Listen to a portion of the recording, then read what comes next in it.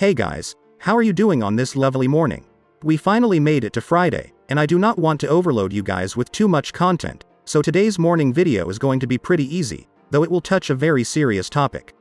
We are going to talk about how Wall Street deregulated itself through the implementation of the Dodd-Frank Wall Street Reform and Consumer Protection Act. This act significantly contributed to a reduction in systemic risk while simultaneously introducing new rules that were burdensome and had little to do with systemic risk. Evaluations of the trade-off between capital regulations have not been scarce, and today I want to summarize some of the reviews done by financial economists. I want to thank Matthew Richardson, Kermit Schoenholtz and Lawrence White for their great contributions which have inspired this video. Much of what we will discuss is built on their analysis. As for what you guys need to know, this video will smooth out how Wall Street got deregulated through the Dodd-Frank Act and has been allowed to act without much needed oversight. This freedom they acquired has been heavily documented as being reasons for the Great Recession back in 2008 and the current economic state in which we currently find ourselves in. You will grow a serious wrinkle this morning, so pay attention.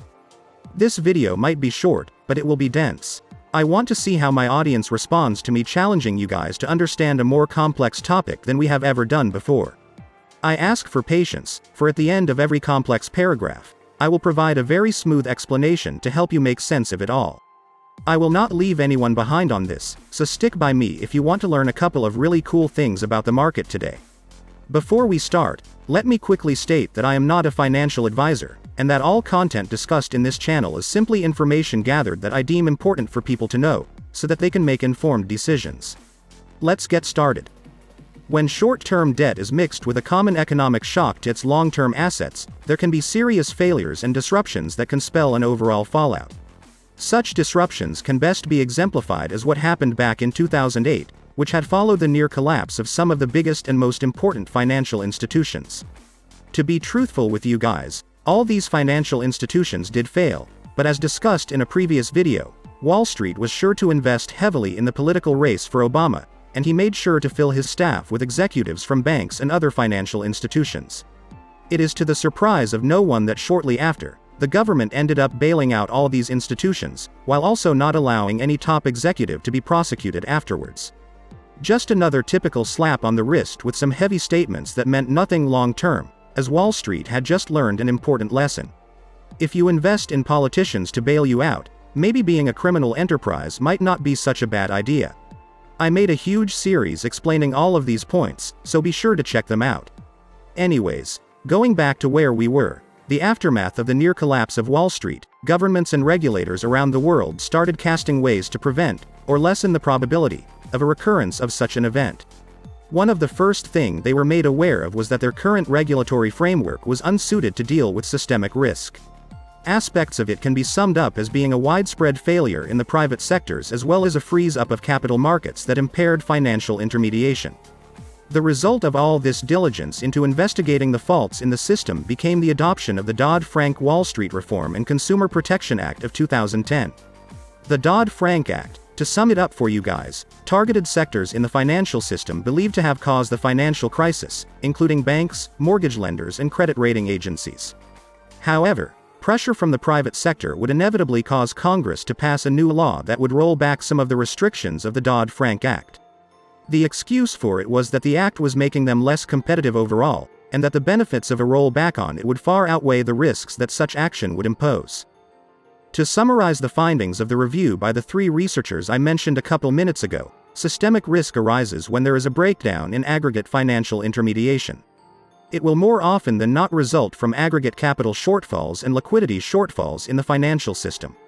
When investors en masse questions the extent to which financial institutions can absorb losses, which is something retail investor has been doing for the last couple of months, access to short-term funding and even liquidity tend to dry up really fast. This prevents institutions from carrying about the financial activities of failed firms. In smoother words, the research and review of the three scholars concluded that financial institutions will be unable to absorb the losses of failed firms due to problems that arise from liquidity shortfalls and short-term funding. Therefore, the systemic risk of individual firms relates to how these firms contribute to aggregate capital shortfalls.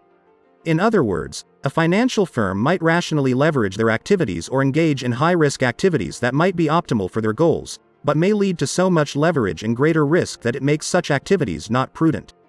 This takes us to the basic point, which is that we need more prudent regulation. Through regulation, we have certain merits that would keep institutions in check.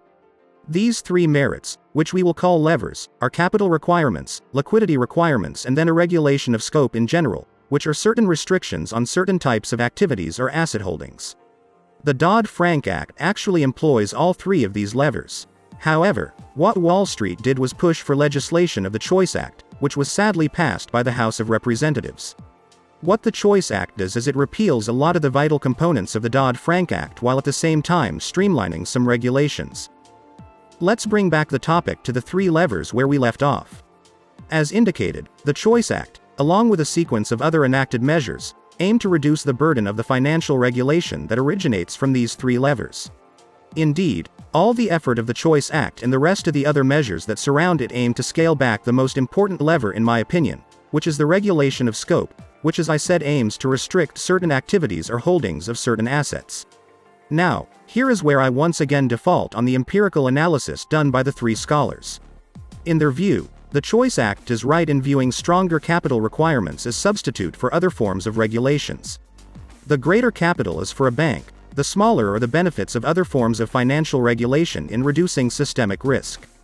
This is an oversight that the Dodd-Frank Act had. In smoother words, the Dodd-Frank forced a ton of oversight for aspects in banking because it goes assumed that there could be a ton of exposure done by them at a given point. The thing is, I agree with the Dodd-Frank Act here.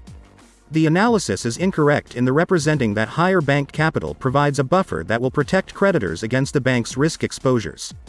As we have already seen, due to there being no regulation of scope which restricts certain activities, banks have been able to take risks way outside normal parameters. Meme stocks are the perfect embodiment of this. The rest of the paper done by the scholars is correct. They point a ton of critical failures that the Choice Act produces.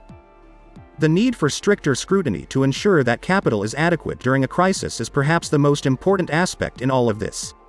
No financial institution should be able to leverage risk that could result in losses higher than certain required limits.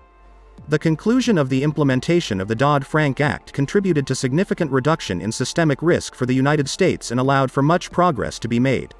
Such progress is now once again being jeopardized at the behest of the Choice Act and many other smaller acts that aim to reduce the scope of the Dodd-Frank Act.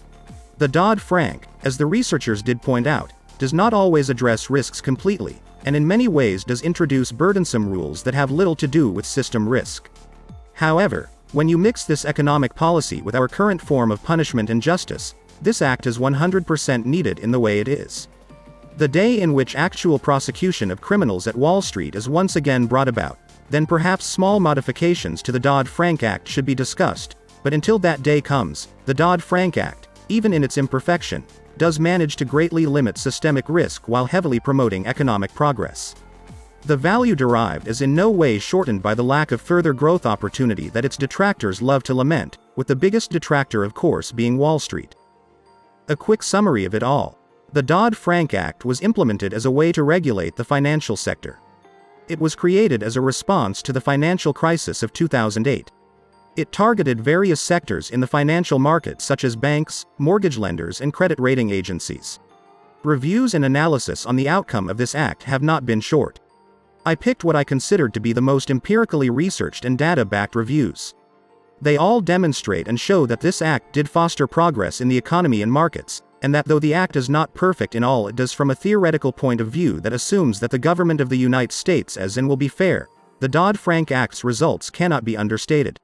It is a good reform that does indeed provide regulators with three different tools, which I called levers. They are capital requirements, such as equity funding. Then there is liquidity requirement, and lastly there is the regulation of scope. The regulation of scope imposes restrictions on activities or asset holdings for financial institutions. Wall Street does not like this, and they have successfully managed to get the House of Representatives to pass the Choice Act, which repeals part of the Dodd-Frank Act. One of the vital parts that it restricts is the level of regulation of scope. Some experts agree that this repeal is good, and I understand why they think that. From a theoretical point of view, such repeal does indeed constrain and add little benefit to reducing systemic risk. However, a practical view on this easily dispels this, because the value proposition of this lever far outweighs the shortfalls. Until we can rely on prosecution and justice to be served, which would further dissuade Wall Street from committing such criminal acts so repeatedly, this provision by the Dodd-Frank should stay. Wall Street aims to deregulate itself by the repeal of this lever in particular, and we should be aware of it. This is why I was so detailed on this video, because I want you guys to have a full explanation with substance that you will be able to explain to others if the need be. As long as you guys grow a wrinkle, I'm all happy. This video was short, but very dense. I want to ask that if you did not understand it, please give it a second try. If you are still not understanding anything we talked about, please let me know in the comments. I love to smooth out things as much as possible, but as we continue getting deeper into understanding all the puzzle pieces surrounding meme stocks, there comes a point in which I need to challenge my audience to increase the limits of their understanding. I will continue to foster educational videos that are easy to comprehend, but for certain topics I am left no choice but to elevate the bar. I hope that this video served you well and understand a bit of economic theory into how the Dodd-Frank came about, what its intentions were and how its success has made Wall Street bitter enough into now trying to repeal it at any cost. The Dodd-Frank Act imposes restrictions, rules, requirements, and limitations that are burdensome for institutions that have grown too comfortable with making bets outside of the limits of their ability to pay back given the chance that they fail. Such avarice and arrogance are simply the result of them being allowed too much power to the point where they are able to declare winners and losers by choice. Meme stocks are their first failure in commanding full dominance of the market, and their losses continue to accrue by the minute every day. I will see you sexy mad lads in the afternoon for a short little video. Let me know what you think in the comments below. Thank you all so much for watching this video to the end if you are still here. If you want to support the channel, I have left links in the description for my Patreon if you would like to pledge a monthly support of any amount you want. I also left a PayPal and Cash App link if you want to make a one-time donation. Again, thank you so much for watching, and I hope to see you later today. Until then, to the moon.